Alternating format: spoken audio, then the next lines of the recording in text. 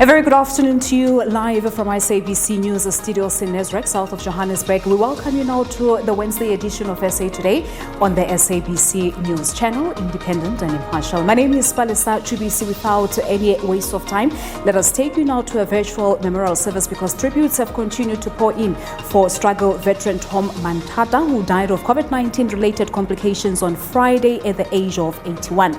We take you live now to that virtual memorial service that's hosted by the 70s group. Challenges senior people like myself.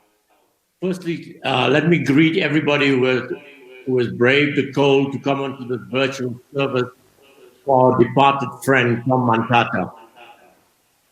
My sincere and warm condolences to Sis Barbara, to her daughter Hoitse and son Penny, who I understand is stuck in the United States due to the impact of the pandemic, COVID pandemic, and I hope he's listening to the service.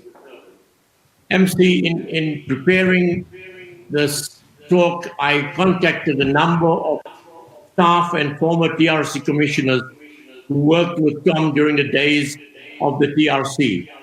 And I want to share what they had to say. Firstly, from Mama Joyce Seroke, who was a member of the Human Rights Violations Committee. I remember Tom as a brave but humble man. He was passionate about the ideal of cleansing our country from the dark past. He had suffered so much in the hands of the special branch to the point of losing his eyesight, but he was not deterred by the horrific stories and testimonies of people who came to the TRC hearings. Some of us feared that these stories would open up his wounds. But Tom believed passionately in the spirit of reconciliation and the transformation process of the TRC. He was a loving husband to Barbara and a proud father to his children. From Glenda Wilskett, who was a member of the Reparations and Rehabilitation Committee in which Tom served, Glenda says, "Dearest Tom, you were such a wonderful colleague on the Reparations and Rehab Committee of the TRC. We relied on you always to provide deep insight, perspective, and a deep concern for the aged and most vulnerable. I remember fondly your quiet and dignified approach to the most robust discussions and your wise consensus-seeking and problem-solving ability. Rest well, dear Thomas Manthata." And then from Pitt Meyring, who was also a fellow member of the Reparations and Rehabilitation Committee, Pitt says, "The news of the passing of Tom Manthata shocked me and saddened me. It also opened a floodgate of memories. When I was asked early in 1996 to join the TRC, I was very much the outsider, a white Afrikaner, a dominee of the Dutch Reformed Church, among a group of South Africans that had suffered viciously and painfully from the system of apartheid. How would they react? Will they ever accept me?" On that very first morning in the TRC's Johannesburg office, Tom Manthata came up to me and embraced me, smiling and laughing, as only Tom laughed. "It is okay, Pitt," he said. "I will be your guide." And guide he was. Our offices were next to one another, and we were able every morning to share a cup of coffee or tea. Archbishop Desmond Tutu often referred to the unlikely twosome, Tom, the Roman Catholic candidate priest turned activist, and Pitt, the pastor from the Dutch Reformed Church, coming from the opposite camp. Tom was my guide in many ways. He often literally took my hand in the Johannesburg CBD or on a walk through Soweto to reassure me. But he also held my hand, guiding me through the painful history of the past, introducing me to his friends, to victims, to politicians and activists, helping me to understand the South Africa that I know little of. Even one day, Tom pointed out to me the escape routes that he and his friends used during the struggle. And when the TRC visited Robben Island, Tom took me to his cell and told me how his faith in God had kept him alive in prison. I thank the Lord for Tom Manthata. In these days, many will no doubt refer to Tom's heroic role during the struggle. I want to pay homage to Tom Manthata, the strong, gentle brother with his infectious smile who enriched my life in many, many ways. My deepest sympathy to Barbara and the rest of the family. May God hold you in his arms, extending to you the peace that surpasses all understanding. From my side with you, I thank the Lord every time I think of your husband and father, my friend and guide, Tom Manthata. MC, I received many other messages, but I will pass that on to the family. Let me conclude by echoing and resonating with all the tributes provided by the sample of friends and colleagues from the TRC. But I want to make just a few other important points. I want to recollect some of my last interactions with Tom. I visited him several times at his home in Observatory before he moved back to Orlando. We talked about his failing vision, about Barbara living in Soweto with her elderly mother, about his children, and about how he kept fit by taking walks around the area. I also had the opportunity to visit him once in Soweto, and it was clear that his health was failing. The last time I saw him was when he attended a meeting of the stalwarts and veterans, and at the end made the request that I continue to send him documents. MC, I work very closely with many veterans of the struggle in South Africa, and in recent times I've had to remember and pass condolences to many a family on these occasions. We recollect and remember our respected past friend, but I'm almost reminded of the fact that we do not celebrate these important lives whilst the individual comrades are alive and well. Also importantly, we do not, in most cases, record the history of individuals like Tom Manthata.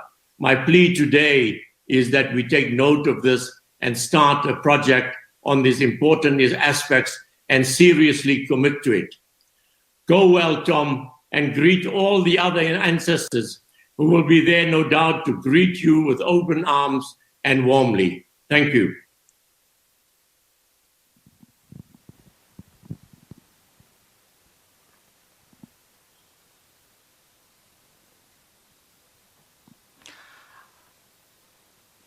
We now have Dr. Mampela Rampele, who's going to speak to her knowledge of somebody who has immensely impacted all of us. Over to you, Mampela.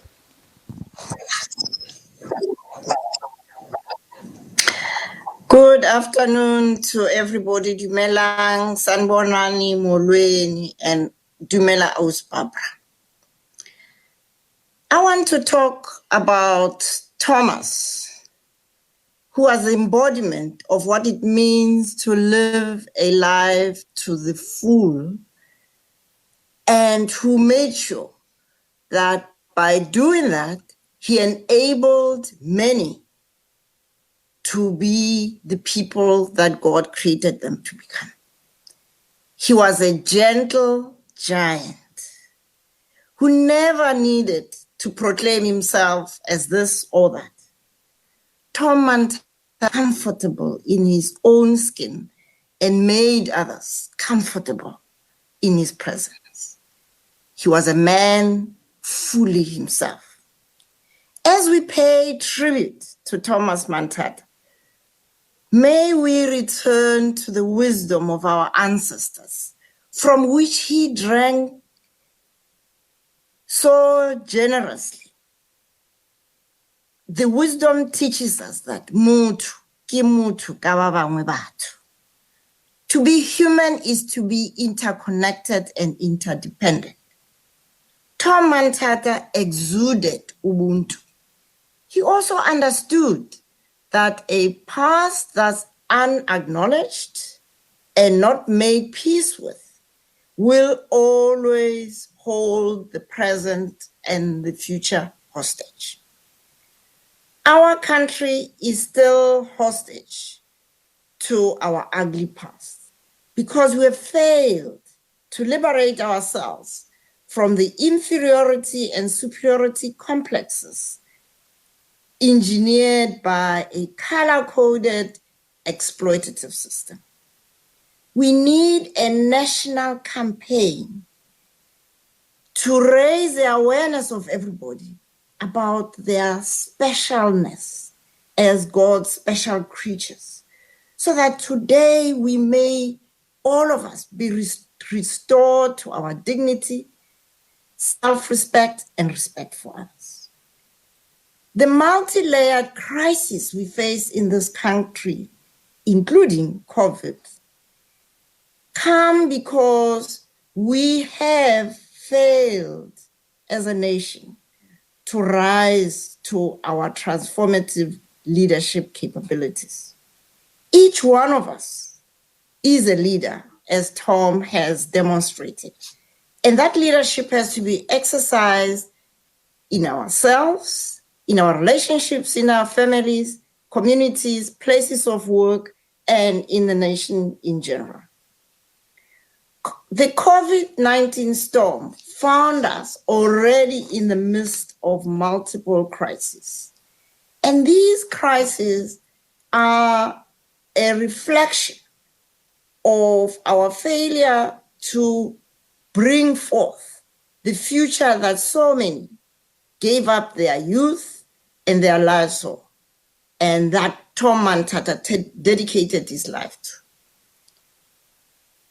We need to focus on a bottom-up, sustainable, socio-economic process of reconstruction, so we can leverage the energies of all the people of South Africa to build human settlements that foster dignity, self-respect, food security that promotes well-being, restoration of our beautiful environments, and production of goods and services to circulate money in our communities, use of technology and innovation, and the plenty of endowments in sun and wind to produce renewable energy. We need to rise to our potential as a country very well endowed, but that we have failed over the last 26 years to become that country where not only Black lives matter, but all lives matter. That wisdom would come from a mutually supported healing process for us to unself-consciously identify ourselves as a nation united in its diversity.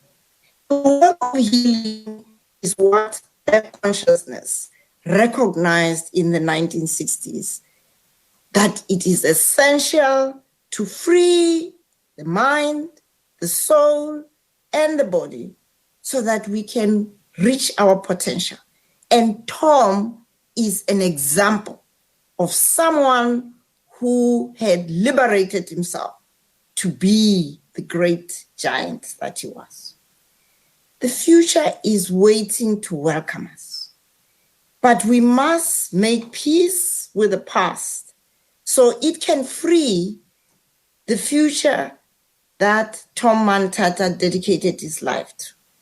It is within each one of us to liberate our minds, our souls, and our bodies, and embrace the responsibilities we have to shape a future that our children and our grandchildren would be proud of. That would be the best tribute that we would give to this gentle giant, Thomas Manthata.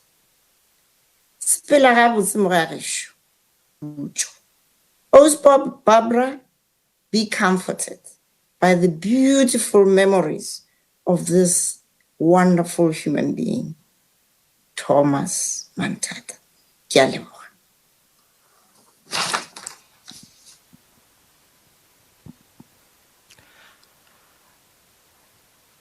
Tom and I served on the ad hoc committee to form the Black People's Convention from December 1971 until it was inaugurated in July 1972. To tell us about Tom's role in the BPC and his long association with Tom is the last president of the BPC when it was banned on the 19th of October 1977 after the murder of Steve Biko in detention the month before, is Hlako Kenny Rachidi. Over to you, Kenny.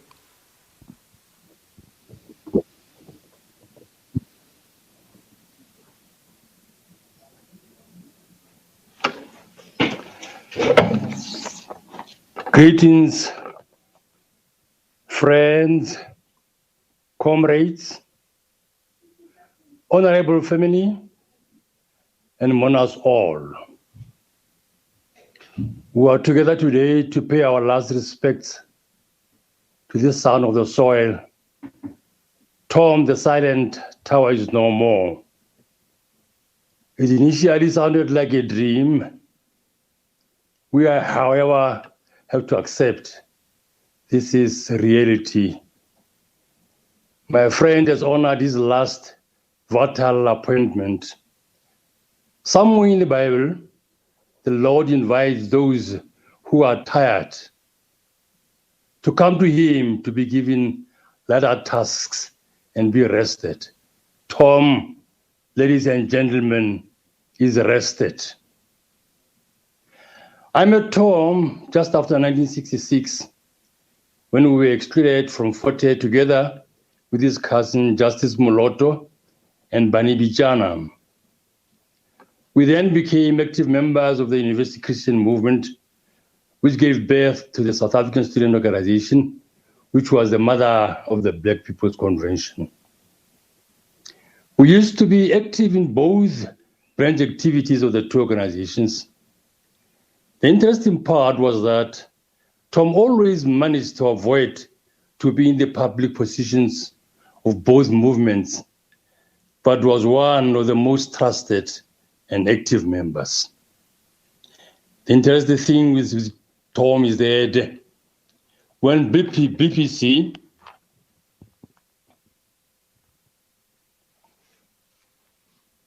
was in endless leadership problems, Tom was there to give all the necessary support. This he did to the end, though he couldn't survive forever. When we were banned, he was the Secretary of Labor, and he was the program director at the funeral of the late Bantu Stephen Biko, our honorary president.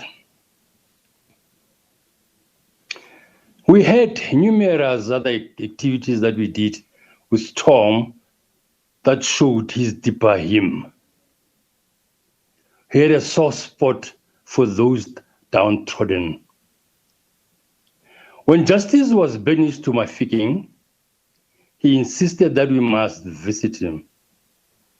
It was not easy, but we did it together with the late Chris Mukuritwa. He also wanted us to visit Professor Robert Sobugu in Kimberley,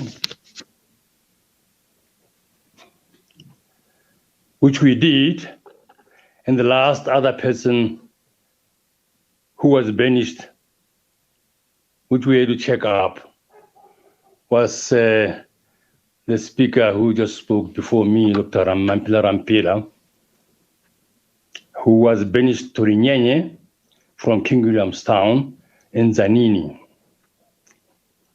He felt that the banished people needed our support, as the apartheid regime was really trying to make sure we forget about them. You'll find that he's really happy after we had undertaken those kind of trips. On a lighter note, we had this rare trip to the Eastern Cape with Tom, myself, Joe Tolwe, and Phil Mtimkulu. Joe and Phil were to attend the UBJ issues in East London, and we had our own things with the Mpumulanas, the Bikos, and the Mampelas. This was during the time when no petrol was sold over weekends. So we had to provide for that. We carried about 40 liters of petrol in Joe's Beetle. You can imagine 4 adults with 40 liters of petrol in a car driving from Johannesburg to King Williamstown. It was certainly not a pleasant trip, but we had to do it. We had no option. That was life with Tom. My last memorable trip with the Manthatas was this time not with Barbara, with Tom, but with Barbara. Just before the end of the Delmas trial, myself and Barbara decided to see one of the fortune tellers in the Vaal. It was a late Friday afternoon trip through Kliptown. We were stopped by the traffic police, who decided that, my driver's license was forged. They locked me up in Kliptown for a weekend, and this trip was iced. Luckily, they gave Barbara the car to go home without even checking her license. Anyway, I had a last laugh as I sued them. I won the case. Ladies and gentlemen,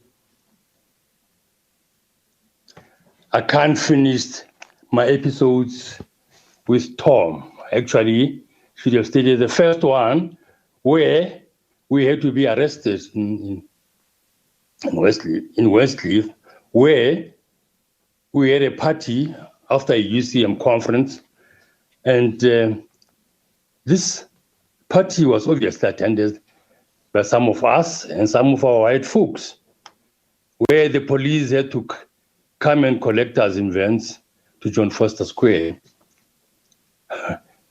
for making noise in a wide area. And this case too, we also won with Tom, and luckily we managed to sue them too. There are quite many rare moments and rare issues for me to tell you about Tom, but I'm sure there's no time for me. If time was enough, I probably would be talking more. So to the family and to all of us, let's allow Tom to go in peace and rest. Let's remember that God loves us. We shall join you, Tom, when our hours come. Kucha mutokwa. Thank you very much.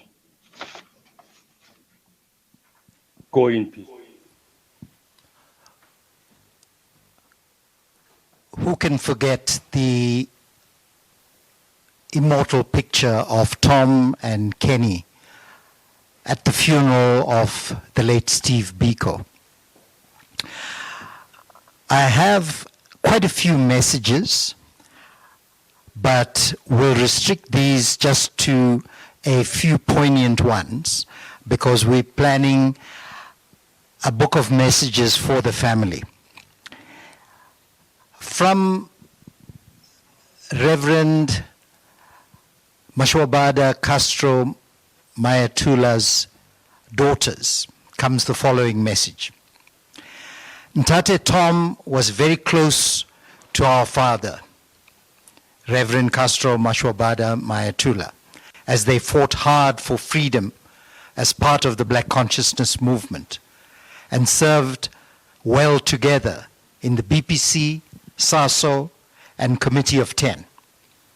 They were even detained at Modder prison more than once together with other freedom fighters. As Christians, they, as part of the African Independent Churches Association, helped families whose breadwinners were languishing in jail.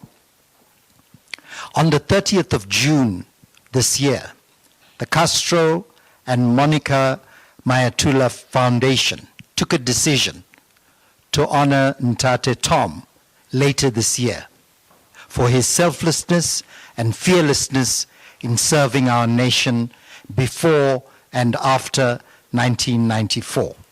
The foundation is saddened by his sudden passing before we could visit the family. The chairperson of the foundation, Reverend Dr. Chikane, has advised that we will do this posthumously. We now call on Bani Pichana, one of the key founder members, together with Steve Biko, of the philosophy of Black consciousness, which in the late 60s, after the banning of the ANC and PAC in April 1960, after the terrible Sharpeville and other shootings, that philosophy ignited an entire generation. And that generation is what the 70s symbolizes. Over to you, Bani.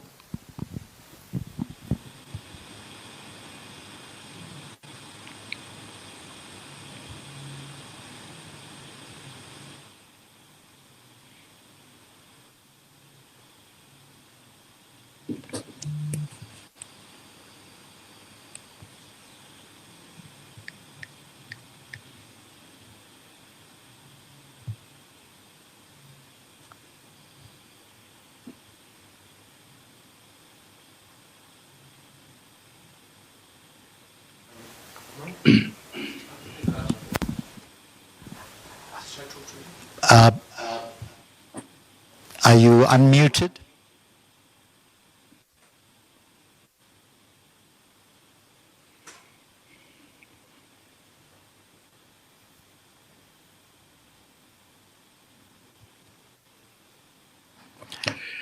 Dear friends and comrades and the family of Thomas Manthata, dear Barbara and the children, and to the extended Manthata and Matthews families. I greet you today in the name of that army of comrades and friends of Tom, who have been with you and with him through difficult times and through good times. And all of us are here as witnesses.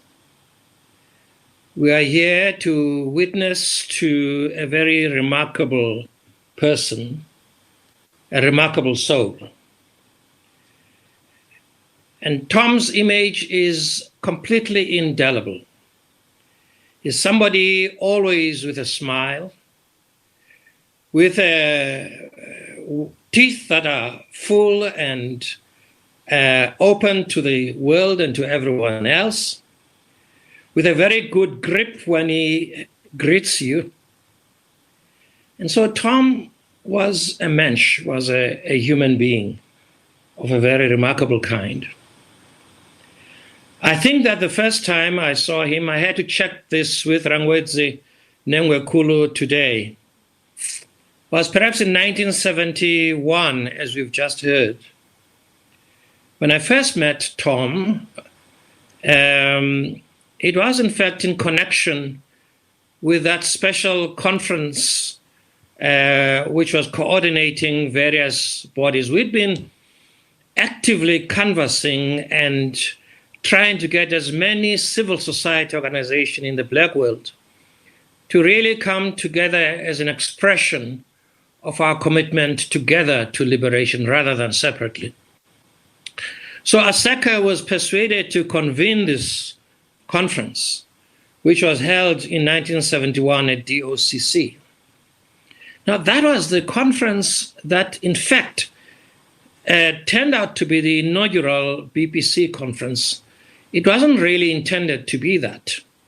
It was, in fact, taken over. It was a takeover by students and young people who felt impatiently now was time to form our own deliberate, political, advanced, radical organization. And that's how, in fact, it was. And it was in that organizing committee that Tom was drawn in right from the beginning.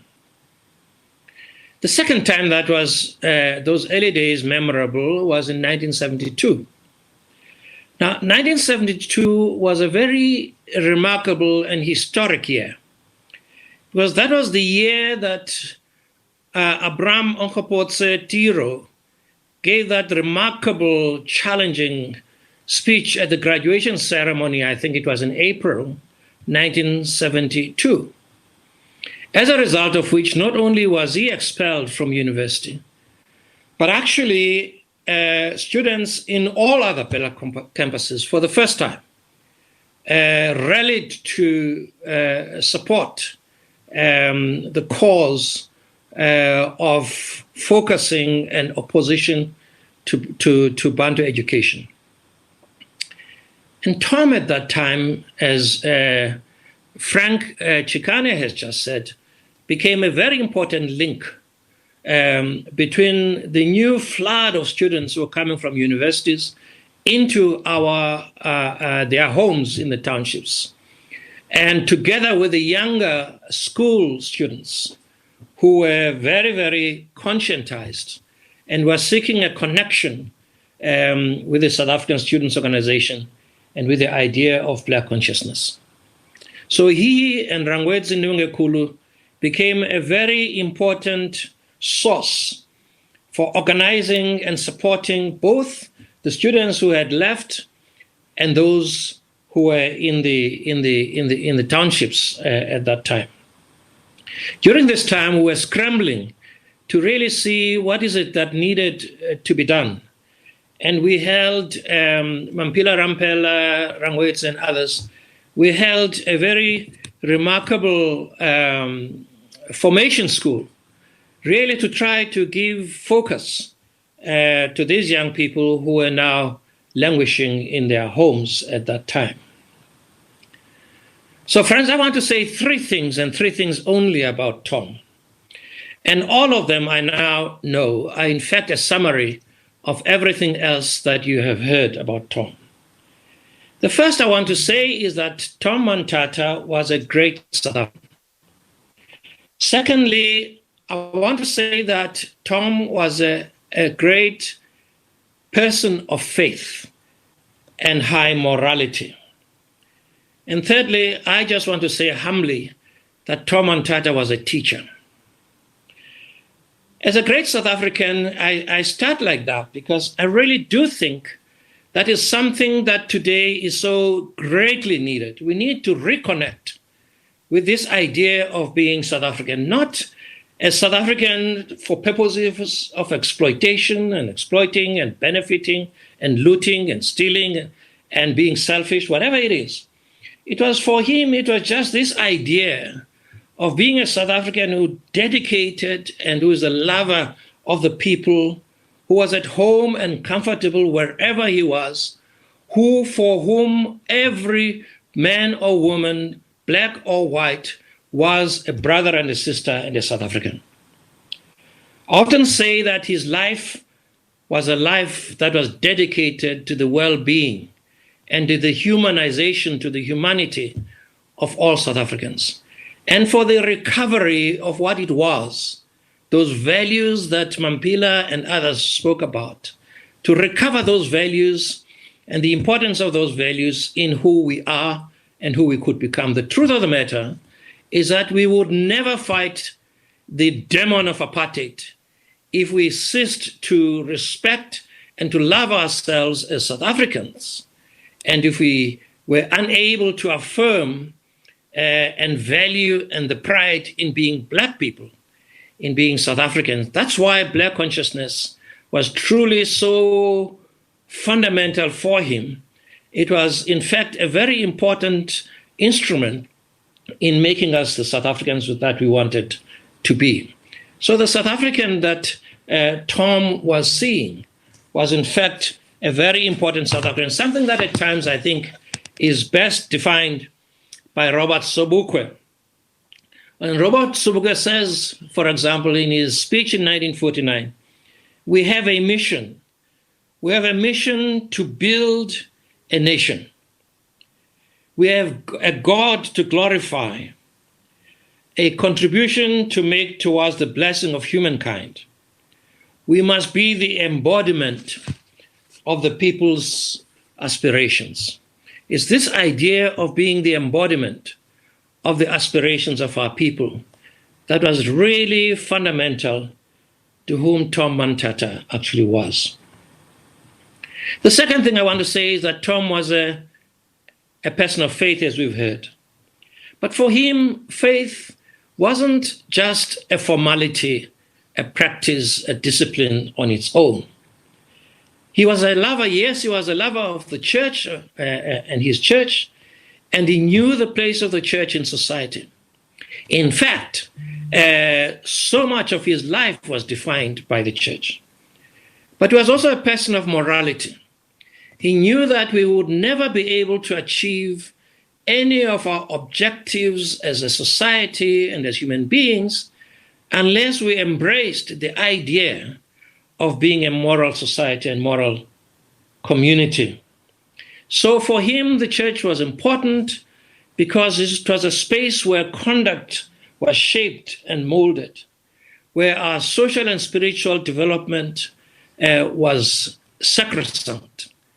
It was for him, although he had been called to, was always a person called to the priesthood, but more than being called to the priesthood, he was called to a priestly life because his life was sacramental for him. His life was a devotion to God and to God's people for him. His life for him was about how it is that human beings were to be developed into something bigger and other than who they were. It was a life that was in fact a calling. He was somebody who was called. His entire life was a life of calling. So he was sacramental in those things. In fact, it was just this idea of helping others to recognize the holiness in everything that surrounds us and how, in fact, we can honor each other because in each of us there was this idea that we were made by God and were people who were imbued with the holiness that set us apart for God's special purposes. Finally, Tom Manthata was a teacher. He was, as some would say, a born teacher. He was a teacher all his life. He was a teacher not because he took his place in front of a classroom. He was a teacher because he recognized that men and women developed themselves, their cognitive abilities, their growing, their development as human beings, because they were learning all the time. They were learning from others. They were learning about themselves. They are discovering the world around them for all time. So he was a teacher because he was an enabler and facilitator of what it is that we could become who we were. For him, that preamble to the Constitution was important. This idea of each and every one of us being called to free the potential of each person. So always seeing yourself as setting about freeing the potential. So the young people that were with him in class at school were not just bodies for him. They were not just people. He was, in fact, in loco parentis, in relationship to them. It was about recognizing their potential, knowing what indeed that was necessary to unlock the potential that was there within them. He allowed everybody, I was hearing on social media, everybody was allowed space to become who he or she was to become. He understood there was potential in everybody. I could almost imagine him as an English teacher in front of a class reciting Thomas Gray's elegy in a country churchyard, for example. I could almost see him pacing up and down. The curfew tolls, the knell of parting day.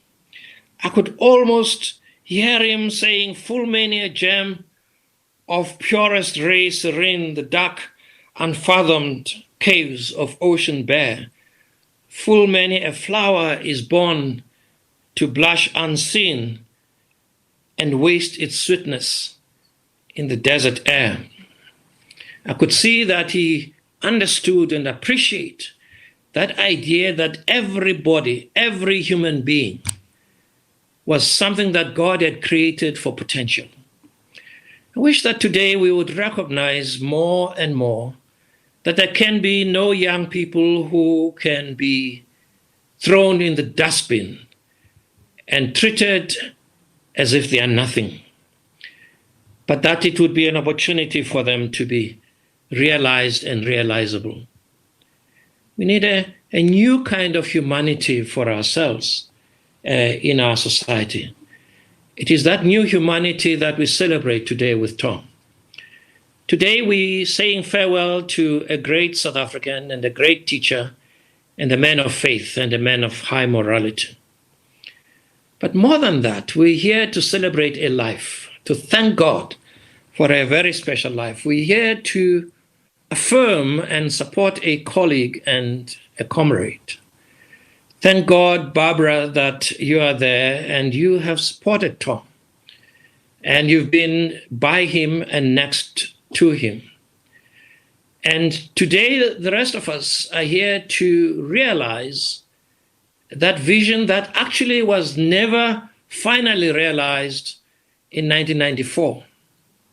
Actually, that is a vision that is still capable of realization. Today, all we did, as Nelson Mandela used to say in 1994, we only had the right to become free. And indeed, we will always be striving. The moment we give up striving to become better people, the moment we give up to say, how is it that we make this country a better place, not just for ourselves, but for posterity as well. Let us praise God for Tom, and thank you, Tom. Thank you, God, for what you have provided us in this time. Of course, we will miss you. We have a very special place in the life in this country. And I remember, I'm sure I speak on behalf of my colleagues in the South African Human Rights Commission, because that was his last full-time job. When I was chairperson of the Human Rights Commission, Tom came and joined us in the commission. He brought a new purpose in the way in which the commission was working. He opened up new areas of commitment, particularly in the work with the elderly, which absolutely nobody really cared for. If anybody cared for the elderly in this country, we would never have had VBS, for example. And we would never have had the scandals in SASA if the people who were the elderly, we really realized what they actually meant for us. So it was Tom who brought this recognition of the elderly. And we did not know that, in fact, that work has to continue. And we need to find a way of dedicating, symbolizing the work on the elderly that SASA and other institutions are doing. That really must bear the name of Tom Manthata, because he was a trailblazer and a pioneer. And whenever I see the grants and all of that goes on, I think about Tom Manthata. And I know that with Tom, we would find a way of treating our elderly people with a great deal of humanity and dignity.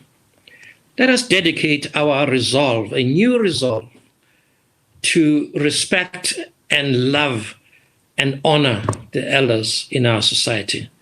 And that is what Tom, in his last days, in his last substantive job he did at the Human Rights Commission, for which this country will always be thankful. Thank you.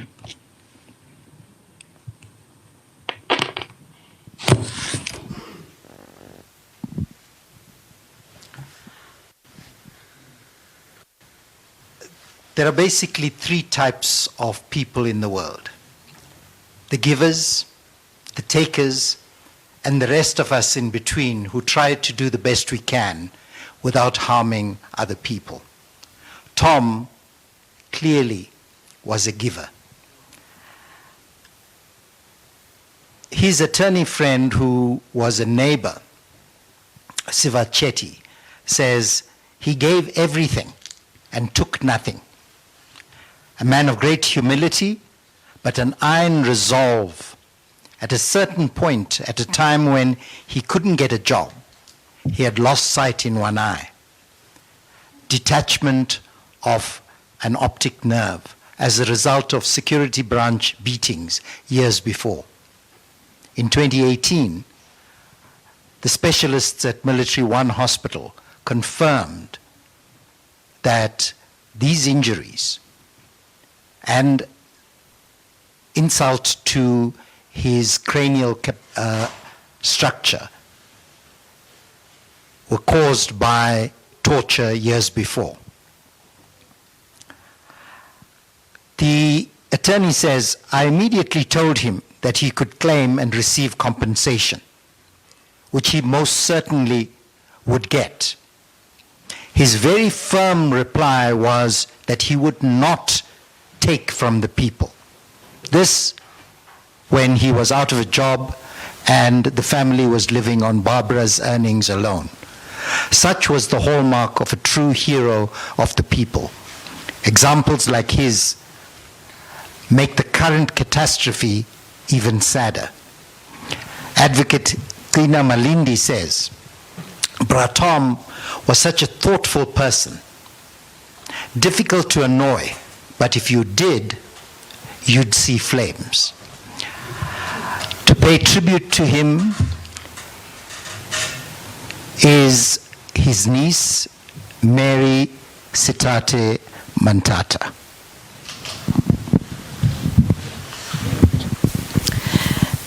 I greet you all in the mighty name of Jesus. As they have indicated, my name is Mary. I'm representing my siblings and other nieces and nephews. My siblings are Jean Ramunja, Dr. Manthata Utla, Dr. Leni Grevachen, and Dr. Jean Ramunja. We grew up under Uncle Tom's wings in every aspect. In how he taught, you sometimes you don't learn by being taught, just by observation, how both of them with Aunt Babs, how they conducted themselves in any situation, whether it be a family gathering, funerals, weddings. They were just such a good example of role models that you could look up to. When we initially lived in Meadowlands, and then we moved to Orlando West, which was about 1 or 2 streets away from Uncle Tom's house. That's when we actually interacted with the kids, Bokumo and Feni. When they were busy with South African Churches of Councils, missions, we would be helping with homework and the reading for Kumu. And when Aunt Babs go Delmas to visit Uncle, I remember at some point I went with her. So it has been a journey. And to a point where, when I'm becoming emotional. I'm sorry. When we got married, he negotiated our lobola for all of us. And yeah, he was really a good example for us.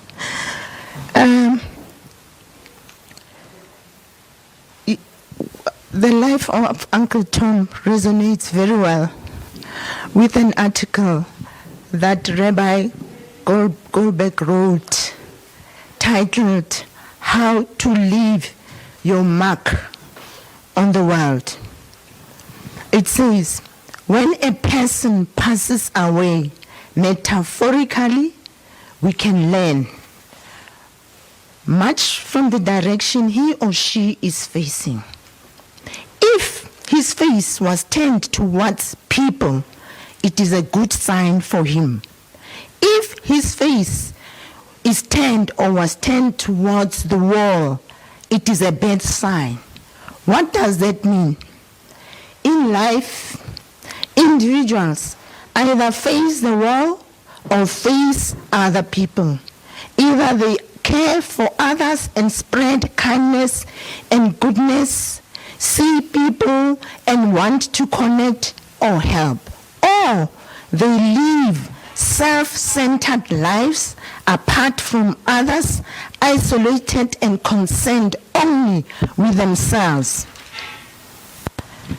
Facing people means drawing energy from interacting with others, drawing great pleasure from making other people's lives just a little more comfortable or better. His greatest compensation was the satisfaction of knowing he had helped, that he made a difference. Really, this is how we have seen the life of Uncle. What lessons can we say which will stay with us? That life is fleeting, unpredictable, and we never know when our time will come. Only the impact and difference we make in other people's lives leave our mark on the world. Uncle Tom, we hope to continue your legacy of living each day facing the people, not just facing the wall, so that we too can leave our mark. We were really blessed to learn or to have an opportunity and hunyanya mo wena rangwane. Robala ka khutso nkwe e kgwadu ya mabala. Amen.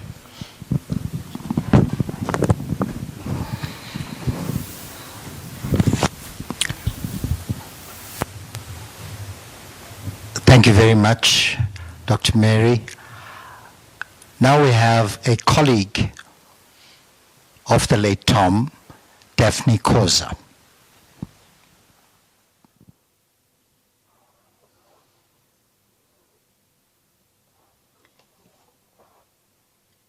I take this opportunity to acknowledge the presence of all the clergy, members of the Manthata and Matthew's families, members of the 70 Struggles group, and everybody present in this memorial service today. After I left the Black Community programs in Durban in the middle of 1973, after a spate of banning orders and house arrests, and the virtual destruction of BC organizations such as the one I worked for, the Black Community programs, I came down to Johannesburg and joined the South African Council of Churches. This is where I met Tom as a colleague and had a better chance of knowing him as a person. For all of us who knew Tom in the SACC, as a member of a division which took care of families of political detainees, he was known to most of us as a very caring, very warm, unassuming, a man of few words, and a man who selflessly gave of himself to fight for injustice and oppression in this country. I was then working in another very important wing of the SACC called Interchurch Aid, where our role was to help in the upliftment of communities who were forcibly removed and resettled in barren areas of the country by the racist regime. We helped them start a life from a life of misery and being resettled into starting community development projects which would help them to survive. It was in the context of the SACC then that we all were working as Christian soldiers, devoted to fighting this vicious apartheid system.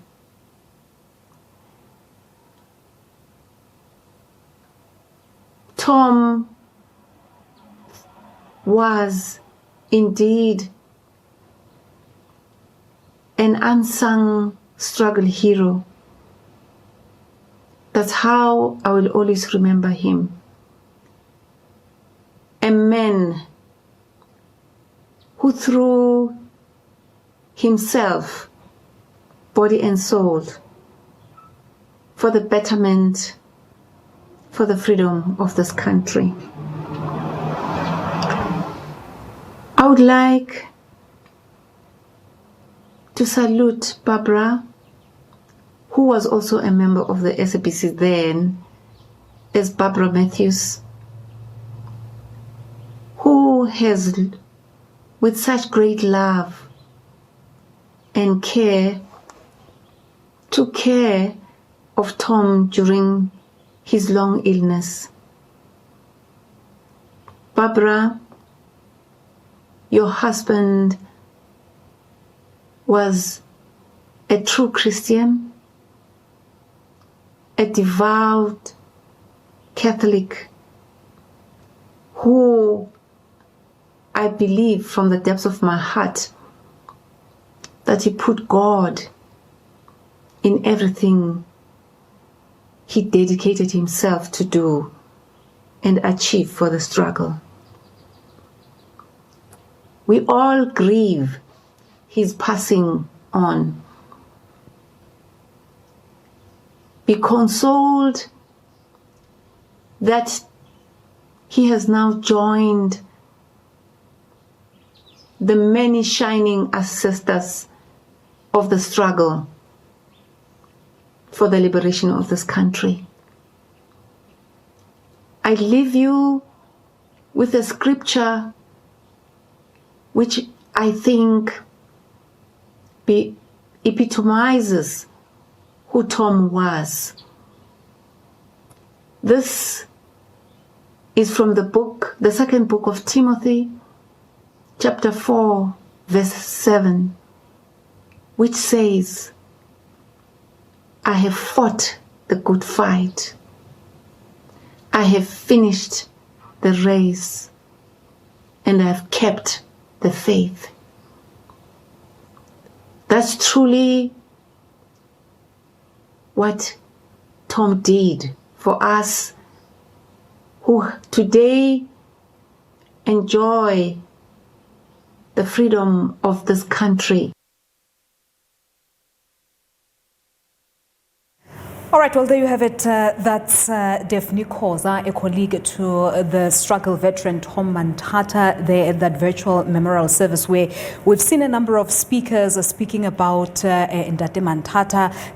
Reverend Franchikani spoke earlier, Dr. Fazal Randera, Dr. Rampela. We had Ndate Hlako Keni Rachidi, Professor Bani Pichana, and we've also had there from Daphne Khoza, who's a colleague to Ndate Manthata. So basically they're describing him as a loyal and dedicated veteran to the liberation movement. A whole lot of speakers, they're saying that he is an embodiment of living life to the fullest and enabling others to be who they are. And they say he was a remarkable person, a born teacher, not just in a classroom, but he was an enabler, a facilitator of what people wanted to become. So sharing with us their legacy and teachings from the late struggle veteran Tom Manthata. You'd remember that he died from some COVID-19 related complications on Friday at the age of 81. A number of political parties there conveying their condolences as well. We had the ANC describing him as one of those who belonged to the generation of freedom fighters who were prepared to pay the supreme price of pursuit of the liberation of South Africa. He was prominently remembered in most of the time as one of the UDFs, the United Democratic Front's leaders that were convicted in the long-running Delmas treason trial that was together with the COPE leader Musiwa Lekota, Reverend Frank Shikani, as well as Popo Molefe. So he also served as a leader of the South African Students Association. He was a commissioner at the Truth and Reconciliation Commission, as well as the South African Human Rights Commission, as you may have heard Professor Bani Pichana alluding to that earlier on. So we'll certainly have more for you regarding that, but for now, let's take a quick break here on SA Today.